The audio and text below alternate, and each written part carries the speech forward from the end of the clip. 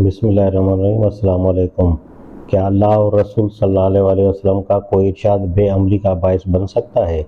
सवाल: मैं एक तालिब इल्म और दीनी ज़ौक़ रखने वाला मुसलमान हूँ, मगर कुछ अरसे से एक अजीब उलझन पैदा हो गई है जो हल होने नहीं पाती। मुतअद्दिद अहले इल्म से रुजू किया मगर तसल्ली न हुई। सवाल यह है कि क्या कुरान और कुतुब हदीस में इस किस्म की आयत व रवायत आई हैं जिनसे नमाज, रोज़ा और दीगर आमाल सालिहा की अहमियत कम हो जाती है? मसलन मुस्लिम और तिरमिज़ी वगैरह में है कि नबी सल्लल्लाहु अलैहि वसल्लम ने फरमाया कि यौम आशूरा का रोज़ा गुज़िश्ता साल के गुनाहों का कफ़ारा है। अशरा ज़िलजुमा के रोज़ों के बारे में अहादीस हैं कि हर रोज़े का सवाब साल भर के रोज़ों के बराबर है। हज़रत अबू कतादा रज़ियल्लाहु तआला अन्हु की रवायत है कि उससे 2 साल के गुनाह माफ़ हो जाते हैं। यौम अरफा के रोज़े का सवाब भी इतना ही मज़कूर है। अगर वाकई यूँ ही है तो फिर क्या उससे गुनाहों पर आज़ादी का सबूत नहीं मिल रहा? उसके बाद नमाज, रोज़ा करने और गुनाहों से बचने की क्या ज़रूरत रही? हज़रत अबू ज़र से रवायत है कि जिसने ला इलाहा इल्लल्लाह कह दिया वो जन्नत में दाखिल हो गया। मशक़ात में नमाज तस्बीह के फ़ज़ाइल बयान हुए हैं कि उससे सारे गुनाह माफ़ हो जाते हैं। अबू दाऊद और मसनद अहमद में बयान किया गया है कि चाश्त की नमाज से सारी ज़िंदगी गुनाह माफ़ हो जाते हैं। मशक़ात में है कि उसके बाद गुनाहों से कौन बचेगा और नेकी की तकलीफ़ उठाएगा। सूरह रहमान में फरमाया, और हर वो शख्स जो रब के हुजूर पेश होने से डरता है 2 बाग हैं। क्या जो शख्स रब के सामने खड़े होने से डरे मगर कोई अच्छा अमल न करे उसे 2 जन्नतें या 2 बाग मिल जाएंगे? सूरह हामीम सजदा में आया है कि जो लोग कहते हैं कि हमारा रब अल्लाह है फिर उस पर जम जाएं, उन्हें फरिश्ते जन्नत की बशारत देते हैं। इस तरह की बहुत सी आयात और रवायत हैं जो आपकी नज़र में होंगी। इससे जो गलतफहमी और अवहम पैदा हो सकता है उसका सद्देबाब कैसे हो सकता है, और जो एतराज़ात व अशकालात सामने आते हैं उनका क्या जवाब दिया जाएगा? जवाब: जस्टिस मलिक गुलाम अली रहमतुल्लाह अलैह। आपके इस सवाल का जवाब देने के लिए खासी तवील बहस की ज़रूरत है। सर-ए-दस्त मुख्तसर जवाब दिया जा रहा है, खुदा करे कि मौजिब तशफ़ी हो।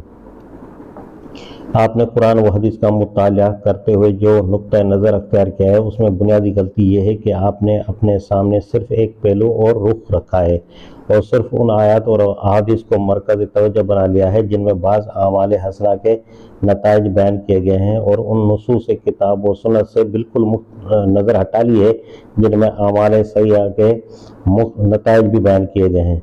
एक मोमिन का सही मकाम बैनुल खौफ वल रजा, उम्मीद व बिहम के दरमियान है। जो शख्स शारे के इन दोनों किस्म के इरशादात में से सिर्फ एक ही पर अपनी निगाह जमा लेगा वो लाजमन या तो खुशफहमी या फिर मायूसी का शिकार हो जाएगा।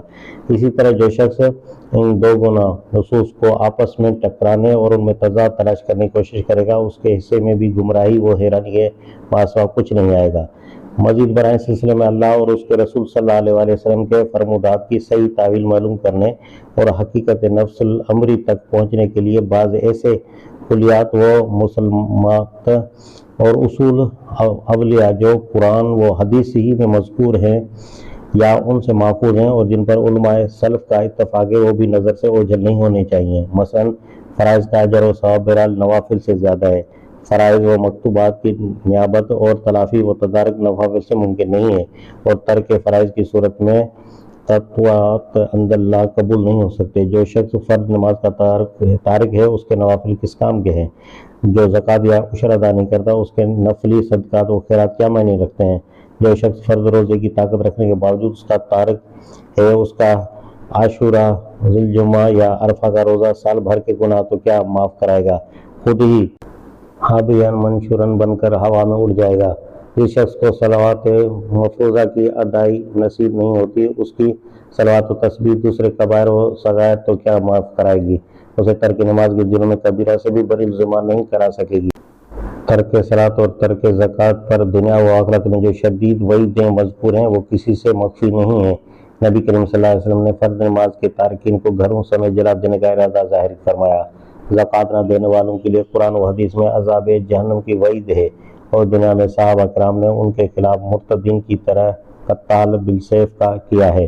क्या उसके बाद भी इस अमर में कोई शक बाकी रह जाता है कि नफली इबादत तारकीन फ़राइज़ के लिए कफ़ारा नहीं बन सकती, और नवाफिल वो तत्वात के लिए जो बशारतें वारद हैं उनके मुस्तहिक वही मुसलमान हैं जो अव्वल अमर وہ فرائض کی پابندی حد الوسیع کرتے ہیں۔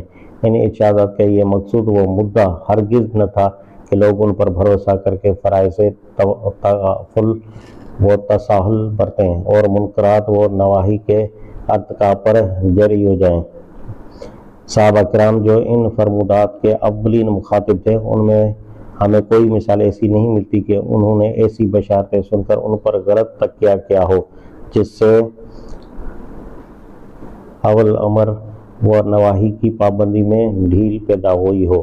اعمال کی جزا و سزا کے معاملے میں ایک اصول کتاب و سنت میں یہ بھی بیان ہوا ہے کہ تمام اچھے اور برے اعمال کا بحیثیت مجموعی موازنہ و محاسبہ اللہ کے ہاں ہوگا۔ جس کا اچھے اور وزنی اعمال کے لحاظ سے پلڑا بھاری ہو گیا وہ جنت کا مستحق ہوگا، اور جس مسلمان کے اچھے اعمال وزن میں ہلکے ثابت ہوئے وہ دوزخ کا مستحق ہوگا۔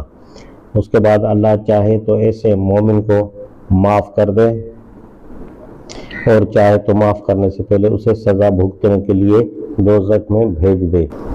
پھر وہاں اعمال کی ظاہری شکل و صورت کو نہیں بلکہ باطنی جذبے اور نیت کو دیکھا جائے گا۔ صحیح احادیث میں وارد ہے کہ بعض عبادت گزاروں اور روزے داروں کو سوائے رات جاگنے اور بھوک پیاس کے کچھ نہیں ملتا۔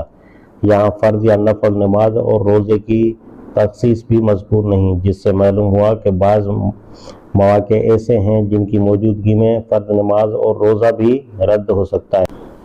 کوئی شخص عبادات و صدقات نافلہ اگر اس غرض کے لیے انجام دے کہ اسے فرائض میں چھوٹ اور کبائر کی آزادی مل جائے تو ایسے اعمال نہ صرف مردود ہوں گے بلکہ ایسے ذم باطل پر عند اللہ مواخذہ ہوگا۔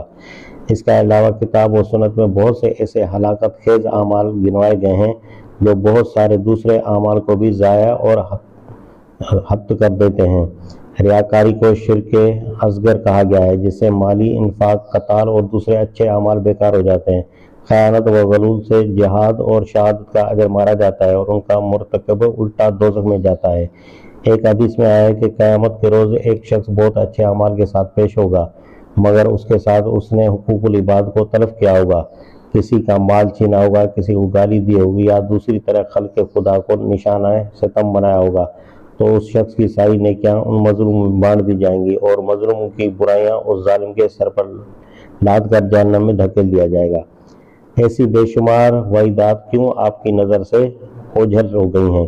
نبی کریم صلی اللہ علیہ وسلم نے اگر فرمایا ہے کہ میری شفاعت اہل کبائر کے لیے ہے تو اس سے یہ کیسے لازم آئے گا کہ ہر مرتکب کبیرہ مستحق شفاعت ہوگا اور بلا مواخذہ بخشا جائے گا۔ اللہ کے ہاں جس کے لیے اذن ہوگا اسی کے حق میں شفاعت ہوگی۔ بہت سے اہل ایمان کا بھی ایک مرتبہ دوزخ میں داخل کیا جانا احادیث صحیحہ میں مذکور ہے۔ ان لوگوں کے لیے یا تو شفاعت نہ ہوگی یا پھر سزا پانے کے بعد ہوگی۔ خود نبی کریم صلی اللہ علیہ وسلم نے فرمایا کہ جھوٹی گواہی دینے والا میری شفاعت سے محروم ہوگا۔ بعض مجرمین کے متعلق فرمایا کہ میں ان کے خلاف مدعی بن کر مخاصمت کروں گا۔ غور و عبرت کا مقام ہے کہ خود حضور صلی اللہ علیہ وسلم شافع محشر جس کے خلاف مصائب دعویٰ ہوں گے اس کا شفیع کون ہو سکتا ہے اور وہ مواخذہ کیسے بچ سکتا ہے؟ میں آخر میں ایک عام تمثیل پر جواب کو ختم کرتا ہوں۔ فرض کیجئے کہ ایک طبیب حاذق اپنے ایک نسخے میں قوت و توانائی کے لیے بعض مفید اور مجرب ادویہ و اجزاء کے نام لکھ دیتا ہے، پھر اپنی ایک مجلس میں بعض غذاؤں کے نفع بخش اثرات اور حفظان صحت کے بعض اصول بیان کرتا ہے اور کسی دوسری مجلس میں بعض زہریلی اشیاء اور سمیات کا ذکر بھی کر دیتا ہے کہ ان کے کھانے سے انسان بیماری یا موت کا شکار ہو جاتا ہے۔ اب یہ ساری باتیں اپنی اپنی جگہ پر درست اور برمحل ہیں، لیکن کوئی نادان اگر کرتا یہ ہے کہ مقویات کے ساتھ سمیات کو بھی نوش جان کر لیتا ہے اور اس کے بعد تنومند ہونے کے بجائے مرض الموت میں مبتلا ہو جاتا ہے، تو کیا یہ کہا جائے گا کہ طبیب حاذق نہ تھا یا اس کی کچھ باتیں صحیح اور کچھ غلط تھیں؟ اس سے بہتر ہوگا کہ مولانا مودودی رحمۃ اللہ علیہ کی کتاب تفہیمات حصہ اول کا وہ مضمون بھی پڑھ لے جس کا عنوان ہے کیا نجات کے لیے کلمہ طیبہ کافی ہے؟ اللہ اور اس کے رسول صلی اللہ علیہ وسلم کی ہر بات اپنی جگہ پر اٹل اور برحق ہے، مگر مشکل یہ ہے کہ آج صرف مسلمان آسانیوں اور رخصتوں کے طالب اور سستی نجات کے خواہاں بن کر رہ گئے ہیں۔ جس طرح اہل کتاب کہتے ہیں کہ سیغفر اللہ لنا، توقع ہے کہ ہم بخشے جائیں گے، اسی طرح مسلمان بھی یہ سمجھ بیٹھے ہیں کہ ہر بے عملی بلکہ بد عملی کے باوجود وہ بلا مواخذہ سیدھے جنت میں داخل ہو جائیں گے۔